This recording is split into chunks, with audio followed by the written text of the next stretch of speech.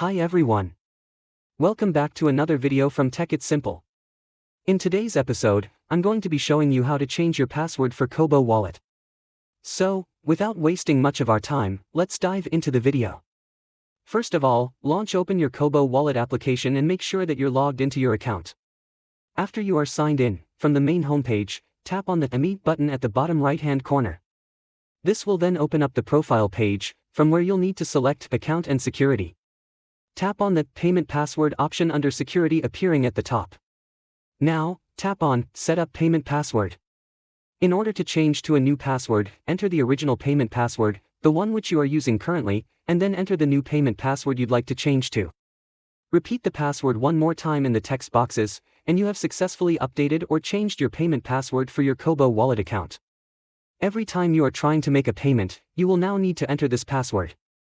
So, that's how easily it can be done. If you found the video helpful, go ahead and give us a thumbs up. Don't forget to subscribe to our channel by hitting the subscribe button. Also, press on the bell icon so that you'll never miss another upcoming upload from us. I will be back again with the next video. Thank you for watching.